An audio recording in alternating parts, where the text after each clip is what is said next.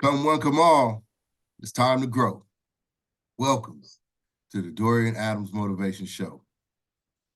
On this channel, we focus on faith, family, friends, finance, and fitness, and not in that particular order.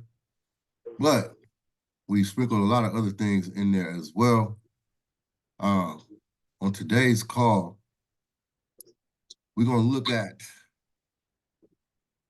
the question of how do we choose our path? That's the question. And I feel like it was, in a way, a call to action based on this brother bringing it to my attention that he felt some type of way about that topic. And, I was like, well, let's dig down off into it and see what we can come up with. Because even though it didn't really hit me in a real type of way initially, after the fact, I tripped out on just how many ways that thing could go,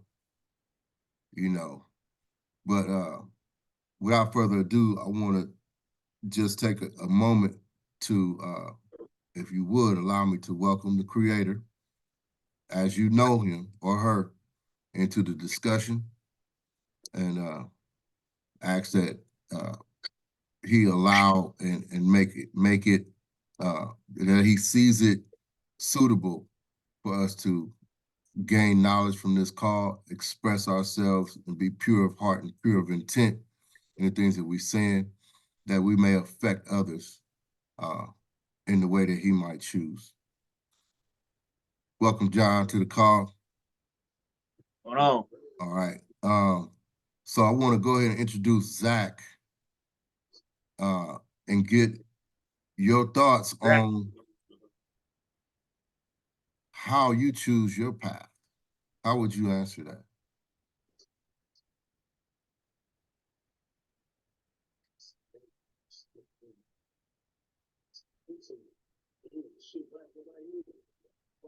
You're on mute, brother.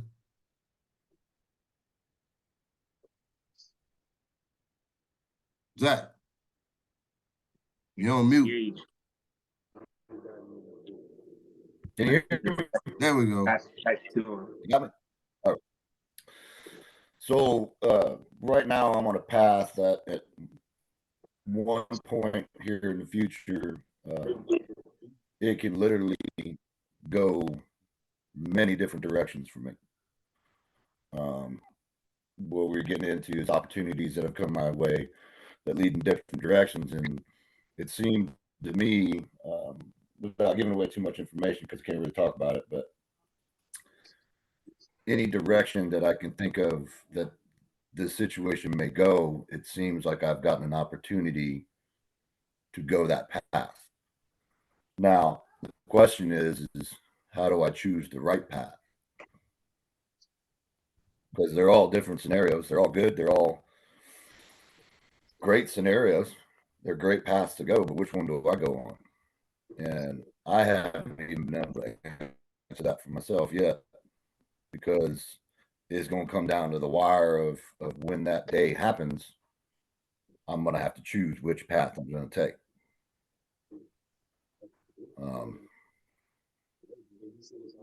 I haven't figured it out. It's tough to figure out.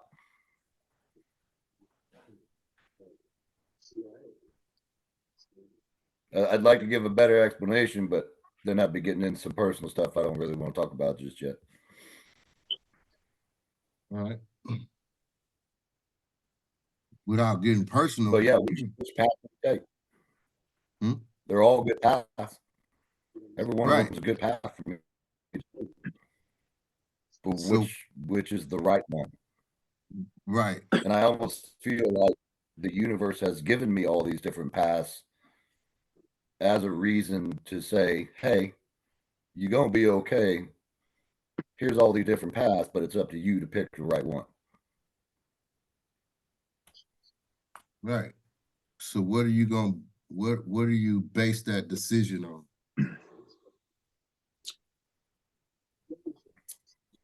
What happens? without going into detail, I mean, it's going to be one day, a significant day here coming next month that something's going to happen, and I'm going to have to pick the path that day, at that moment, and what's going to be best for me and my family. Mm-hmm.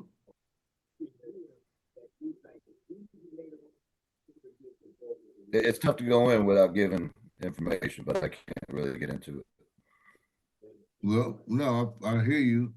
Would you have a framework, a particular framework, without going into any particular situation? Like, Well, one is permanent.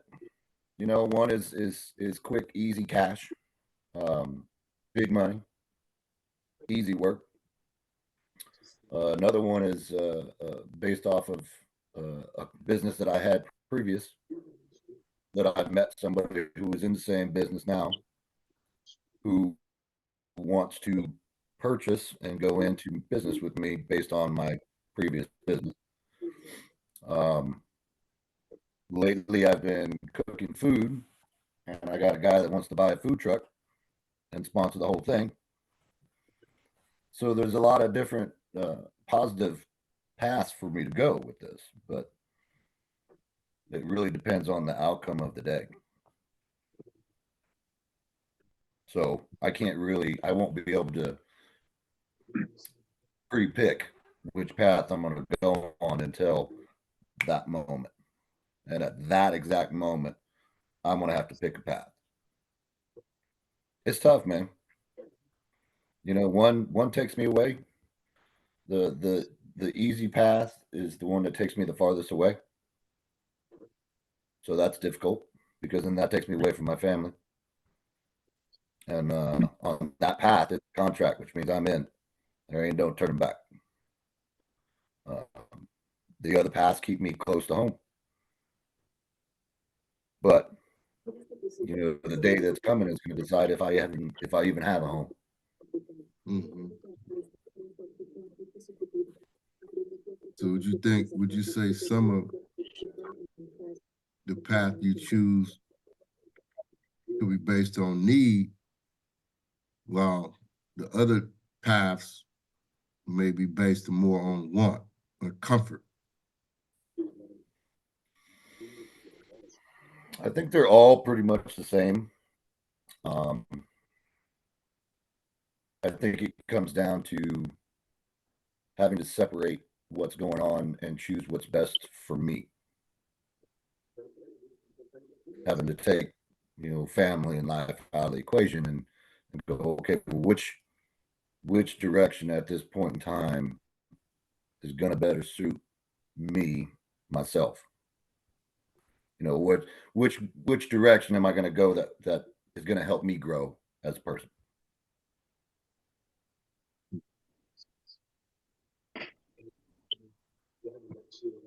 Again, it's tough to explain without giving details, and I can't give details. Mm-hmm. All right. So anybody else got, you know, some feedback on how they choose their path? How do you choose your path?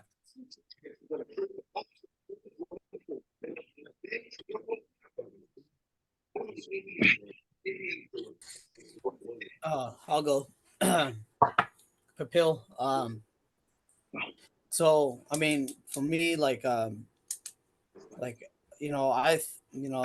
beginning of my just early in my sobriety, you know, I don't know. I thought I had a path. Like I thought like this was my path. Like I was gonna go like back to school and just go to school and relearn some things that I didn't know. Like I had all this free time, so that free time I was like, oh yeah, you know what, I'm gonna try to do things that like society have taught us to do, right? Go to school, like get an education and get a good job, you know. And then while I was working this program, that's not what I wanted to do. Like that's not what I wanted to do. I wanted to do something different. I always wanted to do something different, but not like that. Like I never saw school as something that I wanted to do. Um, and now I'm like at this crossroads too, like where I don't even know what I'm gonna do. Right? I don't know what I'm gonna do. Actually, like I want to go to school, but I want to make a good income. Right? Everyone wants to make a good income, but I also want to make a impact, right? Impact in life and make a name for something. So those are the things that like are in my head right now, like making a good amount of money, making an income, and an impact, and then also like giving back to to the community. Those are things that are really big on my mind. And so while I was getting sober, I like did a lot of inner work. So doing a lot of inner work, you start to see things about yourself that I've found, I came to at least a little idea of what I want to do. I want to help people, and one of it is to maybe get them off of drugs and alcohol if I can help them, or at least show them, Anthony, you know, at least show them a certain, show them something, and that's something that I'm trying to figure out, but I realize like my path, it always diverts different directions all the time, you know, but it also has one common goal to go to. So I mean, I'm at I'm at this crossroads where like I'm still gonna choose that road, but it still takes me in different little routes because I don't know. I mean, I get either lost in myself, or maybe there's another plan for an higher power. Maybe a higher power is telling me to go down this way to learn something. Mhm. So that's what I'm coming down to. And it's all learning. If what I happened? stay learning, I might get You don't like more it? out.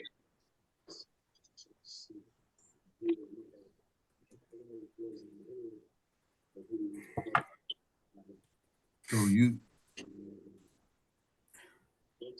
it sounds like you, if I'm right, let me know, or if I'm wrong, you would err towards having an impact, like in your assessment of what your choices are.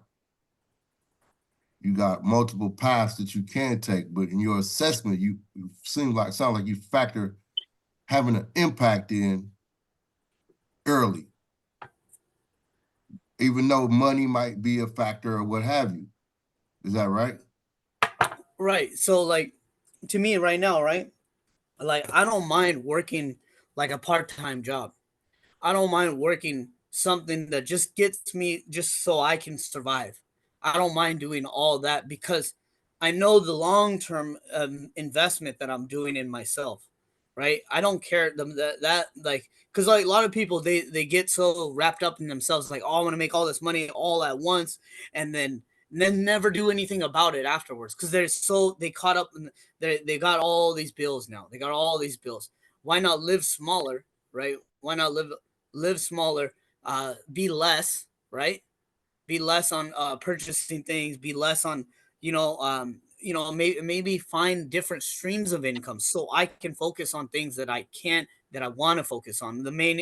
My main focus is basically to help, I need to help myself first. In order for me to help others, I need to help myself first. So my sobriety and all that has all that intact. It has to be in there first. Obviously, God has to be first. Everything else kind of snowball effects that whole thing.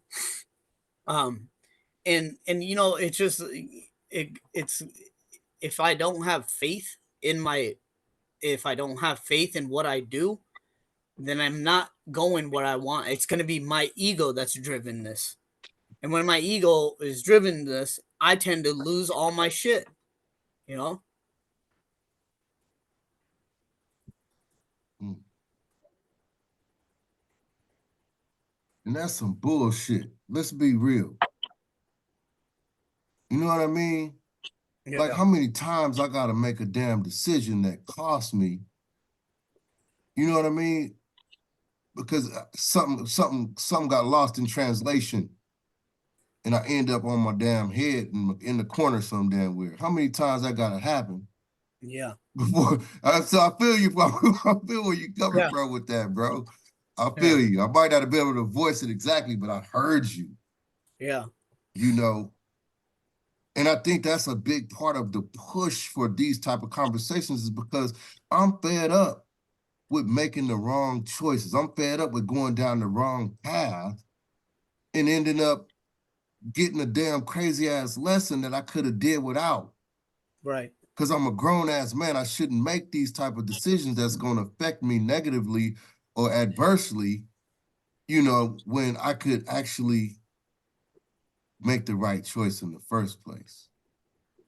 So Right. I guess the basis of my decision is going to actually set me up more for success. If I know what my decision was rooted in, I can build a house around that because that's my foundation. Right. How do we do that? I mean, to me, I feel like, how do we do that? I mean, the main thing is I believe it's just having faith and then sticking to your guns. Like, I'll tell you just recently what just happened to me in this like last like couple weeks of just, well, you know what it was? I I thought I was helping someone, but I was actually enabling someone. I didn't know what they were doing. And it's just like they were in their disease themselves too, so I can't blame them, but I can only see what my part was in this. And I gotta look at it like this is all a learning curve for me either way. And I will never take back, like, I'll never look back and say, man, I wish I never happened, and I wish it was something else. I will never want that, because I learned so much. I would rather have learned that than not learn that, because I got to learn about people. Mm. I got to learn about how people behave and how manipulative people can be. I got to understand, that I can't just trust everyone and anyone. Those are things that I didn't know about myself. And then I got to learn about the shame and guilt that I've caused about myself. And that also stops me from growing. So those are things that I need to know, because that's my soil. That's my soil that that I have about myself, that I know that I got to make sure that that soil is fed right. And for my foundation to be solid, I got to make sure all those things are good now, because in order for me to move forward, like, I thought I was just going to give up and I was going to throw in the towel.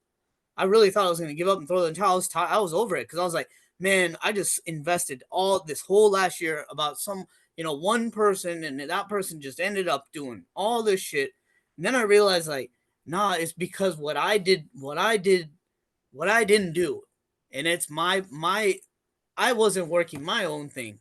And then I realized I gotta change. I gotta do things for myself first. I gotta make sure that I have the oxygen mask when I'm on that airplane, and then that airplane flying, coming down, and I gotta make sure that that's on there tight, because that's the only way we can do this, you know? Mm-hmm. Yeah. Before you help somebody else. Exactly. That's a good point. What they say with the oxygen mask, you got to put yours on first. I have something I can add on to that. And good evening to all of you. I just jumped on a few minutes late. Kapil, that's your name.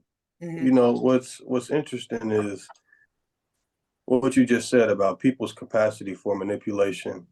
There's a novelist named Dostoevsky, and he says that the line of good and evil runs through the hearts of every man. You've probably seen that before. What's interesting is how do I put this? We can acknowledge it is in direct proportion to the amount of evil that we can acknowledge in ourselves that we are able to identify it in other people. So when you say that, you've invested some amount of your own energy in various people, and have saw and realized that they didn't have your best interest at heart. I think that that may have something to do with a, and this isn't personal, but a lack of interest in your own capacities. And I say that because this is something that I've spent a fair bit of time on with myself. That is acknowledging my own capacity for, evil, negative, realize how that manifests itself in you. It becomes immediately easier to identify it within other people. And it's important because if you spend all of your time investing in other people naively and foolishly without doing the shadow work, so to speak, you end up hurting yourself really bad. And as a consequence, you could end up very resentful, nihilistic, and cynical of people in the world in general. So I think when it comes to trying to help other people, we have to be willing to help ourselves first. It takes like a profound level of honesty, which is easier said than done. But nonetheless, it's necessary. Is that level of honesty, because none of us are perfect, but we all have, I believe, the capacity for greatness or goodness. So that was just interesting. I wanted to add that on when you said that people can be unbelievably manipulative. We can ourselves as well. We are people. So yeah, just leave it at that. No, Um, that's the hit piece right there. yeah, Acknowledging, and Kapil said it too, but acknowledging that, what's my accountability in this situation. You know what I mean? That's just like, say, for instance, uh, just being real, using a woman for sex. You know you can get it all the time or whenever you want to or whatever it is, but you don't care nothing about it. You know what I mean? And it's like she getting what she want, you getting what you want, but you actually using them. Because it ain't going no further than that. I guess if that's a scenario that makes sense, because we got to be able to acknowledge at some point, guess what? I gotta have to take some ownership of this situation when she want to feel some type of way because I ain't her dude, or you know, it's like you know, but you shouldn't open the door for that situation to happen. But once again, I would say this too. That I've had contact with people that are just genuinely good people to the point where people always running over them. And I'm like, they want to be mad when they see it's happening. I'm like, but you got to stop opening the door so wide, like being needy. You know what I mean? When you get to the point where you're being needy for that person to be around you or that attention or whatever it is, then you get what you get. But if you set healthy boundaries and you know what I mean, you build your foundation based on those healthy boundaries, you're gonna find the people that you can invite into your circle that won't abuse what you offer, and it'll be a win-win, so to speak. It'll be a healthy win-win, not toxic.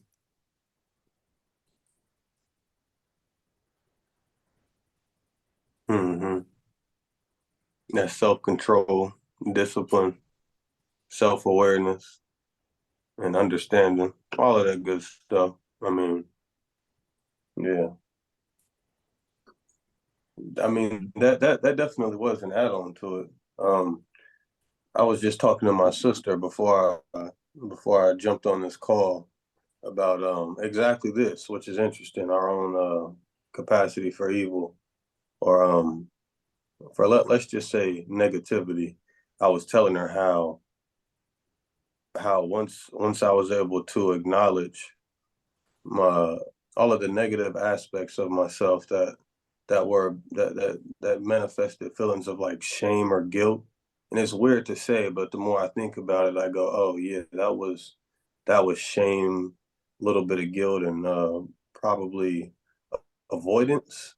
yeah, What was the other word for it? Is I can't think of it, but avoidance basically.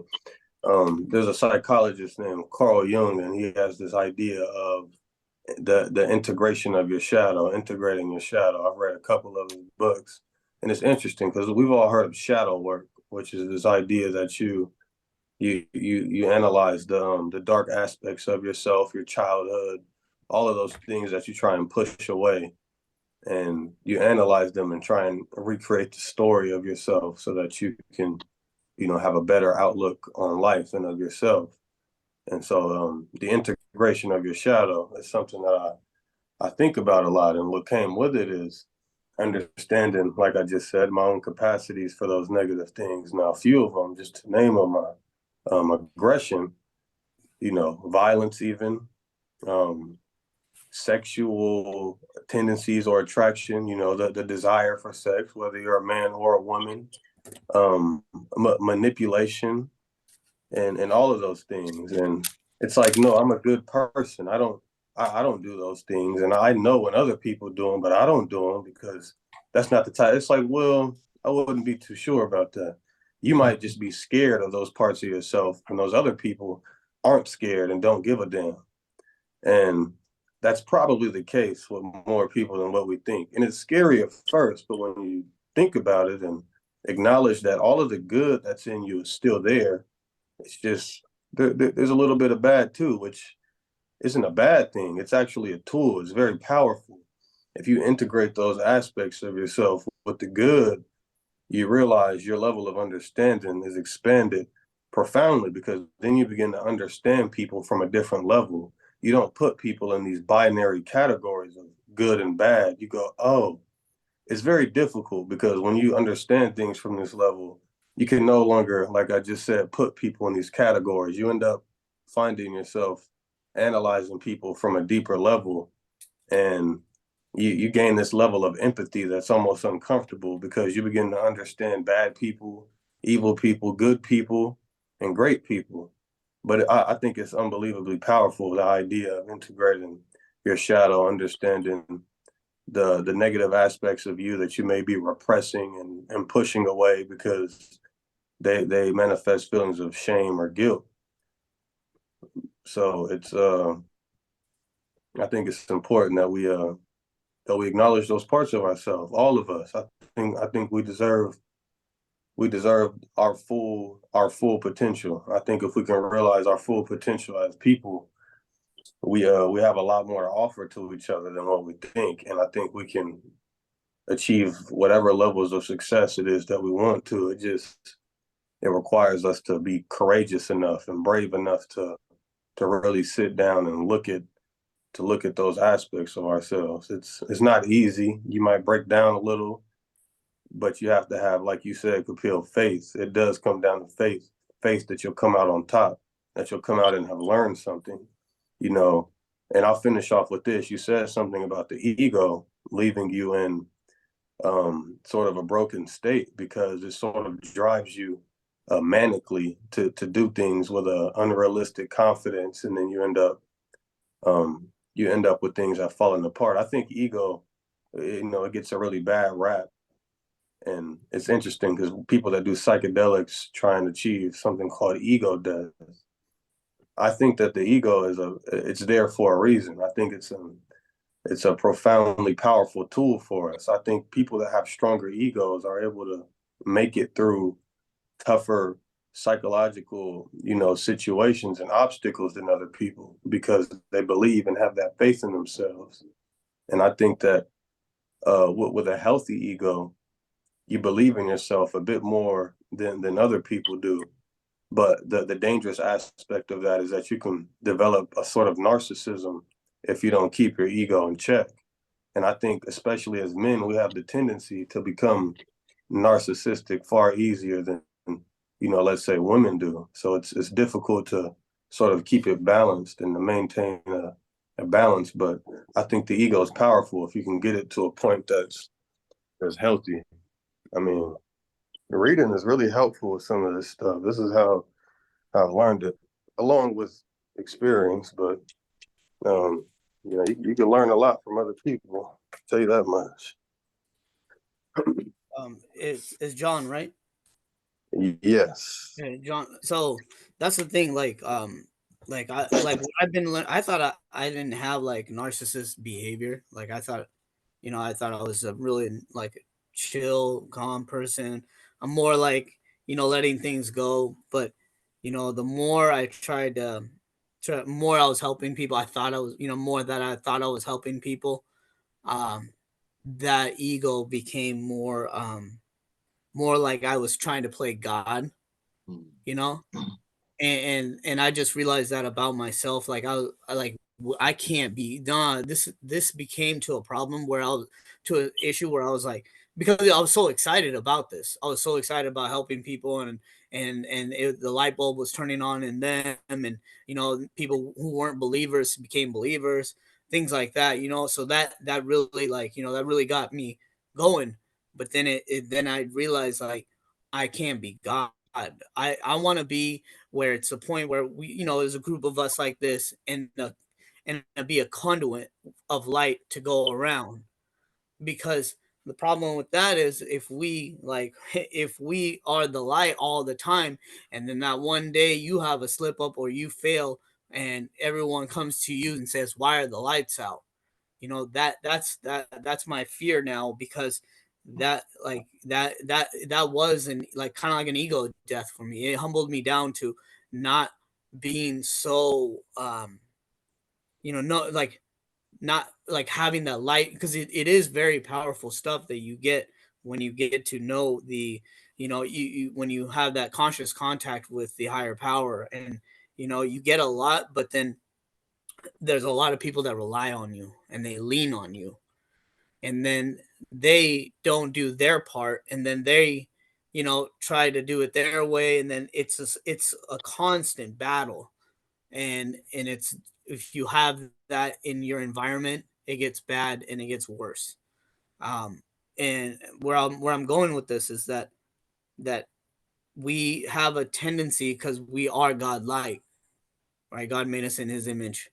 um and so we want to be like him, but at the end of the day we still are human beings, and so we want to be um ourselves still. We still want to have fun, we still want to meet chicks, we still want to go out. And sometimes people want to go out and do their thing, and that's not godlike. It's not. But we're human, so we still want that. We want to have our cake and eat it too. you know Well, I wouldn't be too sure that that isn't godlike.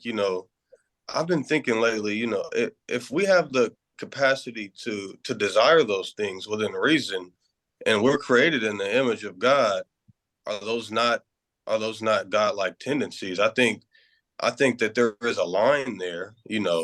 Let's murdering people or committing certain sexual deviancy acts are certainly not acts of yeah God, but they are tendencies. So the line is somewhere between that and our natural proclivities towards those certain behaviors. I just think, like I said, it's within reason. We have to understand what's helpful for us and those around us, and what isn't. You just said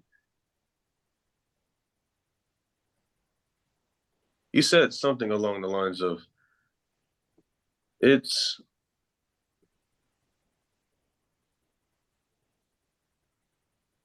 I just lost my train of thought. My apologies, y'all. I'm gonna just be honest with you. I just lost my train of thought. Real quick, I'm gonna come back, chime back in if you catch it. If you find yourself uh facing these questions, I like what you said, John, about the shadow. And a lot of stuff came out of that. But what I heard was a lot of what we do in these situations, as far as making decisions and stuff like that, a lot of it is based on societal norms, and how we feel like people are gonna think about us. So it's a lot more baked into these decisions a lot of times than just I'm making this decision or this decision, and it goes back to some of the stuff we talked about on other calls where we talked about picking sides, stuff like that, where I'm gonna pick Chevy over Cadillac, you know, different stuff like that. Why? You get what I'm saying? And then at the same time as you got something that you're shameful about. Why? You know, you got something that you feel guilty about. Why? And see, because it could be a societal norm that makes you feel like you should feel guilty about this thing. You know, same thing going for you should be ashamed of yourself because of this, or this. You know, it's why. How deeply am I digging into the thought process and the idea of why this is my mental position when I go into making this decision, right? Where am I arriving at that conclusion to say this is a good decision? So that's when I'm going back to how do we choose our path? Because it could be surface. We could pop off some easy, you know, stuff that get us through the conversation. But even if it's not on this call, it's actually all set up and designed for us to look inside and ask these questions of ourselves, whether it's on the call or if it's intimately, you know, and really figure out, you know, some stuff. Because if until we know who we really are, yeah, it's those societal norms that's making your decision. You just following along with the script. Exactly. And I think I just remember. So, like what you were just saying, what brings to my mind is critical thinking. You have to be able to critically analyze. And, you know, to be fair, critical thinking isn't very easy because it takes energy. It takes physical energy. Metabolically speaking, your brain uses most of the energy in your body. So it's not easy at all to dive down those different lines of reasoning when it comes to trying to understand why we think in certain ways. To respond to Kapil, you said, you know, people come to you and say, what do we do now that the lights are out? I think one of the problems is that we're trying to be the answer, instead of trying to be part of the answer or a part of the answer. Like you said, there's other people out here that are capable of providing tools for people, but we get a little glimpse and a little taste of what it is that helps people, and we realize that we have some of that capacity and say, okay, it's my responsibility, like it's my duty now to provide this to people and to be it. And when our fuse and our fire runs out a bit and people say, you know, hey, what's going on, it can be a bit it can be a bit defeating or Yeah. ego depleting. And well, that's not very helpful. So I think changing or rather altering the standard that we set for ourselves to a more reasonable level is beneficial. And I don't necessarily mean lowering the bar, but changing it a bit. It's like, instead of we have to do these things for people, it's, well, if they're willing to accept certain benefits of it, then I'm willing to extend those aspects of myself. And it also takes a certain level of humility to realize I probably don't have as many of the tools that I think I have, but I do have the desire to learn and to develop some of those tools. It's a very complicated thing. I'm probably not the best at trying to explain it, but that's basically the gist of it. But to what you were just saying, Dorian, the title of this call, what is it again? What was it again? How do we choose our path? How do we choose our path? We have to, like you were just saying, critically analyze our thoughts. If we're too scared to dive down the antithetical line of reasoning than what we already believe, we'll never find out what else is out there. And that's simple. If we're too scared to look at the other side of whatever the argument is, whatever the belief is, we'll never truly understand why we believe what we believe in the first place. Like, I believe what I believe, this is this. And then there's the opposite, which is that. If I never look at that, I never actually understand why I believe this, because I'm too scared to look at that. So it comes down to a level of courage and honesty. But I'm I'm gonna leave it there. My cognitive wheels are running thin right now. I didn't talk too damn much, but So the who am I piece, I don't know for sure if that resonates with you guys, but we did do a call that talked about who am I. And it feels like that's a lot of what's coming up in this discussion, which says, if I first acknowledge who I am on a deeper level, like we talked about before, knowing yourself intimately about your past, your present, and everything else, you can now base how you choose your path on who you are. You know what I mean? And that's, once again, that's intimate. But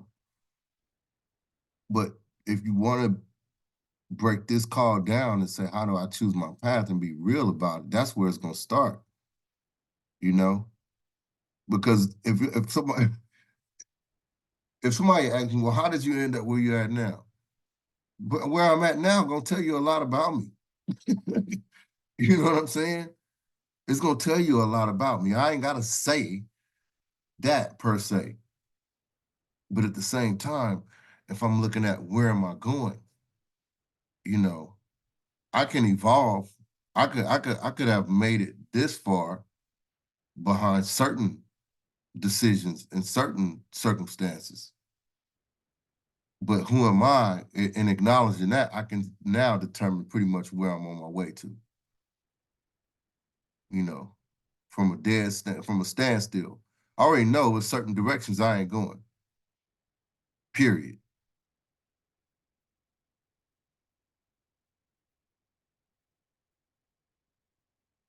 So certain stuff I just ain't even gonna entertain. we gotta protect our minds, man.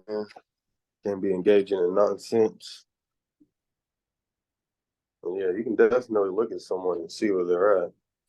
Just gotta look for the right things. You know, there's that whole idea of you should listen to people when they tell you who they are. Like, well, do we want someone to believe who we are based on how we present ourselves? Well, the question underlying that is, are we presenting ourselves authentically?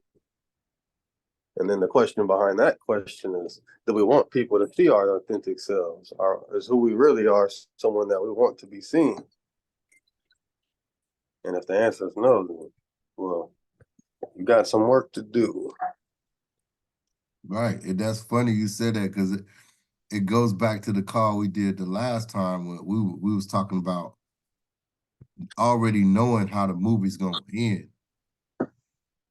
You know, and when you said that, it made me think about, yeah, I could literally jump into character and be playing out the movie role of like a character, which, you know what I mean? I'm always somebody different, not necessarily me. We could jump into character in a heartbeat, you know, but if I know I'm writing that story with, you know, with integrity attached, and I really feel some sense of purpose about my life in the first place, then I'll go into that with my mind, thoughts, and actions set on fulfilling that greater version of myself, not just some character. You know what I mean? That ain't for play. You know, so you got people that run around, every time you see them, they lying. Every time you see them, they stealing something. You know what I mean? They just in this twisted reality, you know, and that's just that. And you can talk to them and they telling you with a straight face, a straight up lie. And you know it. But that's where they at. And so the difference is, once again, like we talked about, it was spoken a little bit before earlier on the call, about how and who you're gonna allow into your cipher. You know, who am I sharing my space with, and why? Is it because they need me, or is it because I need them? Is like, and John said that about, you know, allowing so much of your time for people to share with you.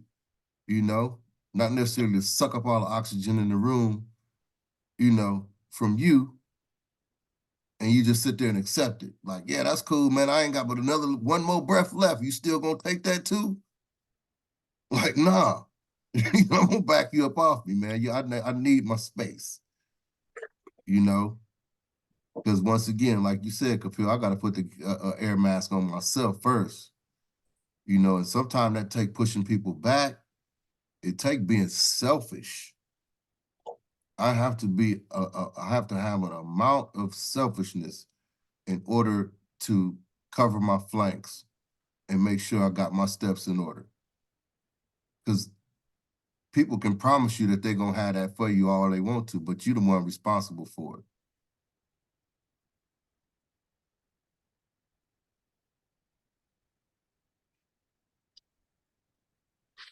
Can I ask, and I don't know how long we've been on here now, but Kapil, can I ask you a question? Yeah, go. What do you think it is that you were, because I do remember the last few calls where you, I don't really forget when people are courageous enough to open up and express themselves. As somebody that's interested in psychology, that's interesting to me. I don't really forget stuff like that. What do you think it is that you were trying to gain when you were taking psychedelics a bit more frequently than you think you should have been, or the drugs in general? What was it that you think you were subconsciously or unconsciously trying to find? Like at first, like it was just one of those things where I just wanted I just wanted to be kind of out of myself, but at first it was different. It was like I just was using it to like watch movies and stuff like that. But then like there were times where I heard like, I heard a voice, and I was like, That's on me. That's on me talking." And then it started to like really like, then I was like, okay, I'm nose diving into this now. When I started nose diving into it a little bit more, I did more of like meditation and prayer on it, and it was just more of like the connection that I was looking for, the connection that I was getting with a higher power. And there were some things that it was telling me, like it was just telling me, put these people in your home, put these people, and like do it. And like it's him telling me what to do, and I did it. I mean, but it was all learning, and that's why today, like I'm still grateful for everything that happened, even though just it was all a lesson. It was all a lesson, but it got me to a point of understanding who I am as a person, because I'm not the type of person that goes and reads a book and starts writing down what I'm all about. I just don't. I'm an experienced kind of guy. I go through experiences to learn things, and that's what I guess what it was. I think he wanted me to learn about people, and he wanted me to learn that you can't always trust people. People are very manipulative. People have other agendas about you, and I'm just blind to the world because I've the way I was raised too. I was also raised, not like I didn't have the father figure that showed me that there are people out there that do shit. My father's just in his addiction himself, and my mom's like, just, she's not, she doesn't understand like how it's like to be a American kid growing up in this country, knowing what's going on in this country because they're from another country. So those are the things that like I've been missing, but I've been learning through experience. um and that's why like I'm starting to get it. Like I'm understanding what's going on with myself, and it's all just inner work that I'm doing. But now I've scaled back on all of that. Now I've learned that it's not. I needed it then. I needed it. Like I needed to learn some things. I still, once in a while, it's one of those things that it comes up, and if it like I need something that I need to use it as a tool, a spiritual tool, then I'm gonna use it. But I was, using it more because there was a lot of things I was getting, but then it was becoming more of a replacement. It was becoming more of a replacement for my alcohol addiction. It was becoming more of every day, but it wasn't doing nothing to me because I had such a high tolerance. So I was just like, why am I even doing this? You know? And then finally I took a scale back and got back, and I realized too is that you can't be always spiritual. You have to have both. You have to be grounded in earth and be spiritual at the same time, and you have to have a balance, because you can't always just do all the because there's a lot of evil out in the world, you know and you think that, oh, I have faith in God, but you got to have a balance in yourself, because people can get hurt that way. It's that evil in yourself that'll protect you from the evil in the world. Yeah. I completely agree with what you just said, and I think and I'm happy for you that you were able to come to those conclusions as a result of those experiences. I'm no stranger to psychedelics. I've played with them a handful of times. Fortunately, I never developed a problem with them. It wasn't really my cup of tea. I also never really had too much of an eye-opening experience with them, but as a consequence of sobriety, I have had a handful of those eye-opening experiences, and it's interesting because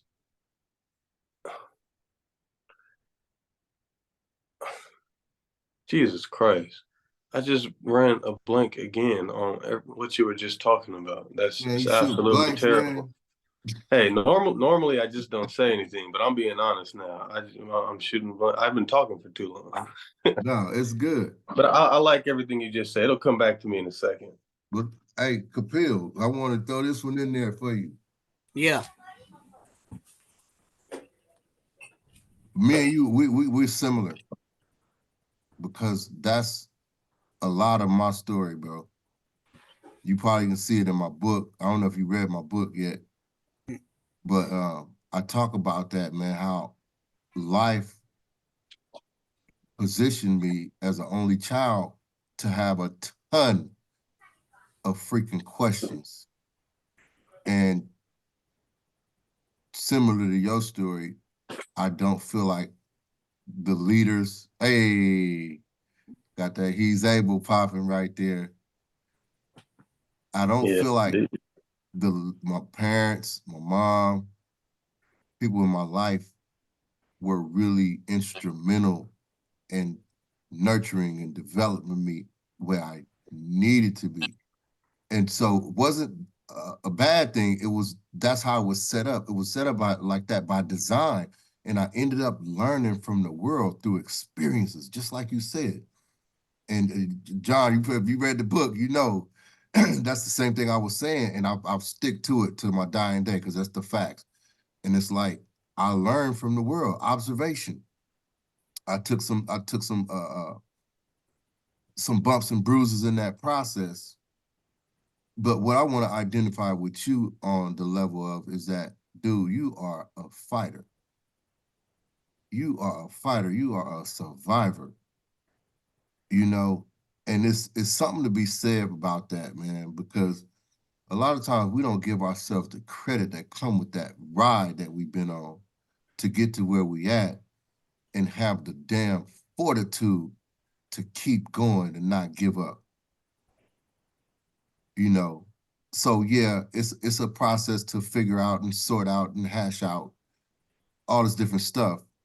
But if you embrace the thought that you made it to where you at, not by chance, but by design, you can now, once again, like the guy in the movie, you know how the movie's gonna end. You can now weave that into the narrative as well and say, I know how the story's gonna end, because that's how movies about superheroes end.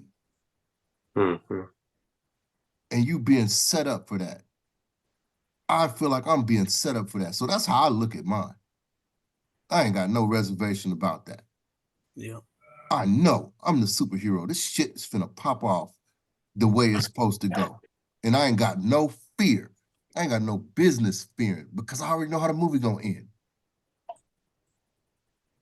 And so that's you. If you have, and this has been recurring today 3 times already, if you find yourself in a situation where you're coming out of a funkiness, they have what you call the ugly stage, bro. You coming out of a funkiness, you gonna look like this. You're gonna look weird because you coming out of a funkiness that you were shackled by, you were bound by this funkiness, this past life. You're shedding that skin. It's gonna be some funkiness that come with that until you get up to your glide and your stride, just like a baby doe coming up out of there. Them damn legs be shaky as hell. Cause you coming up out of that past, you shaking that, and as your legs grow, what you're destined to do is run fast and gracefully. That's what the movie, that's how the movie ends. You know what I mean? Not on shaky legs. Don't let it deter you. It comes with the package. So just know that's what's being baked in.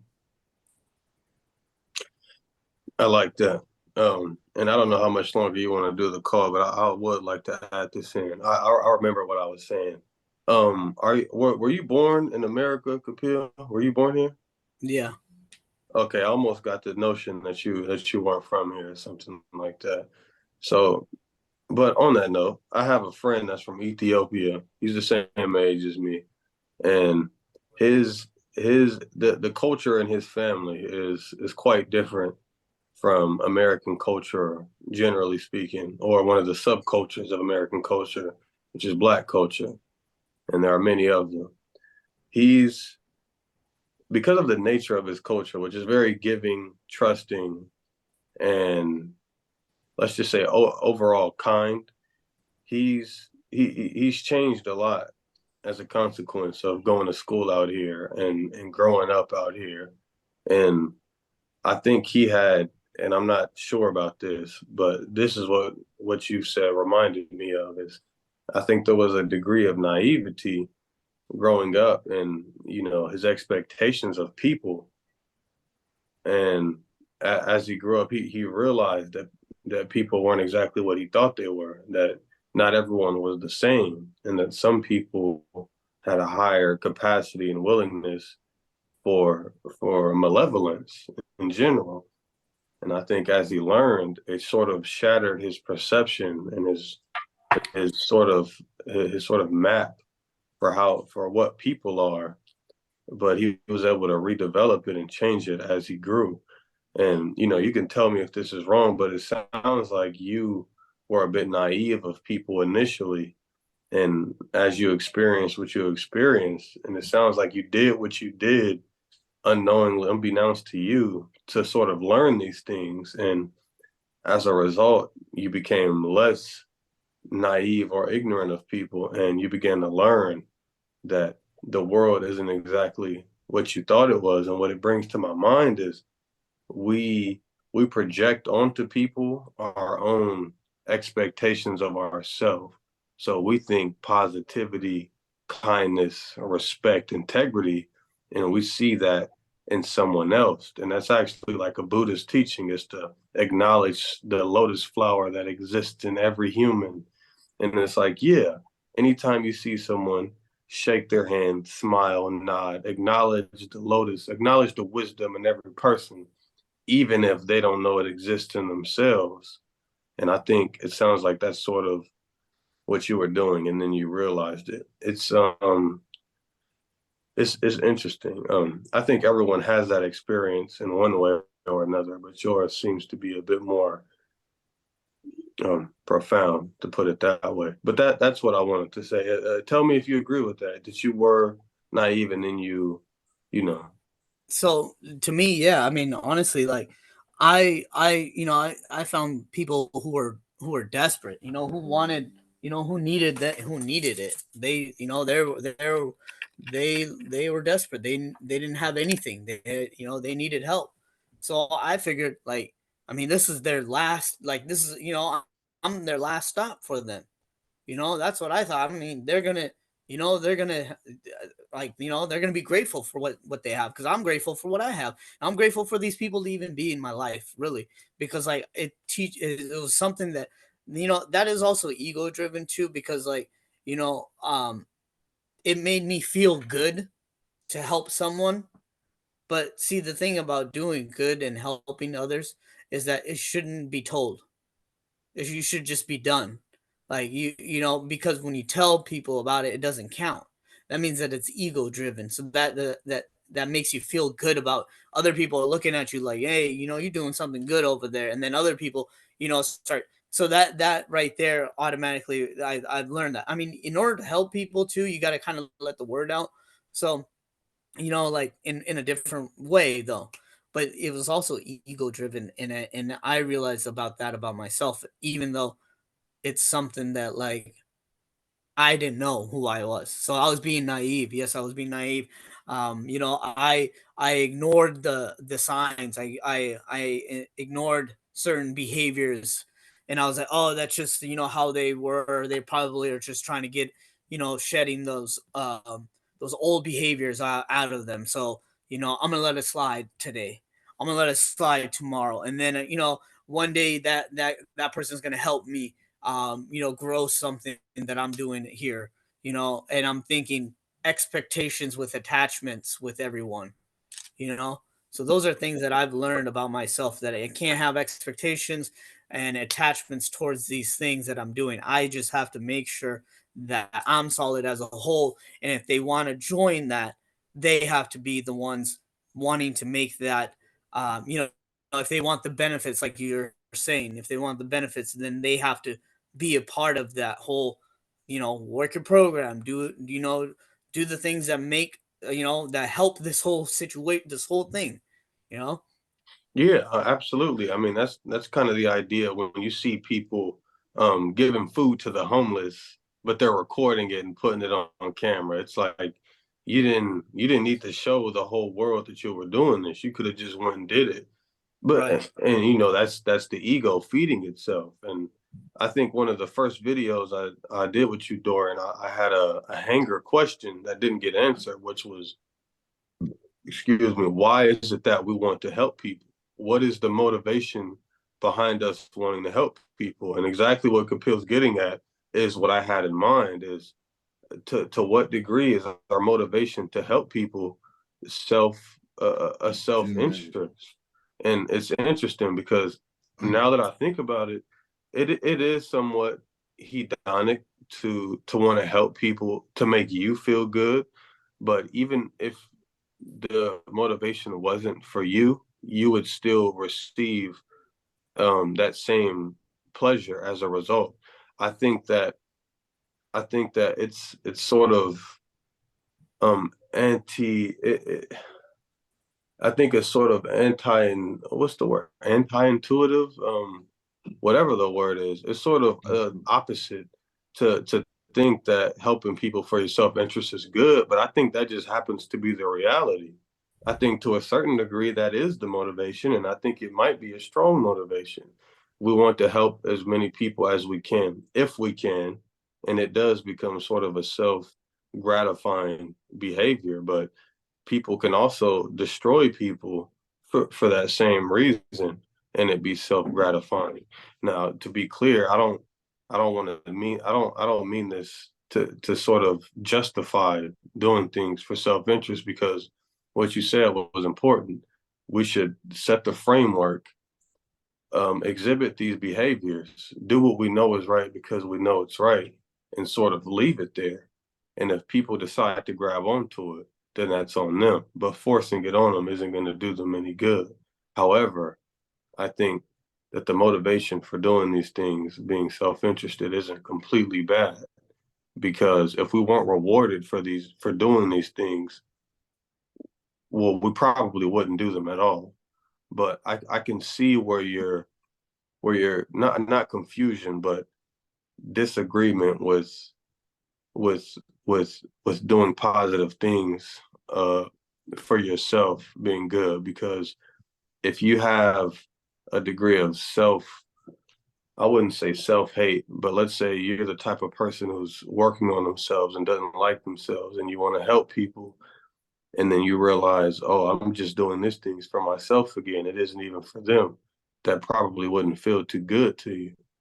But after you realize that, you would surely come to the conclusion that either way, the good is still there. I think that it's the perception of why you're doing what you're doing is what's going to change. I won't get into specifics, but there's someone that I met in my family that has sort of a savior complex, and some may think that that's me, but I certainly don't. I've worked on my level of empathy, and I quite frankly don't care that much. I care, but I don't care too much because you can hurt yourself doing that.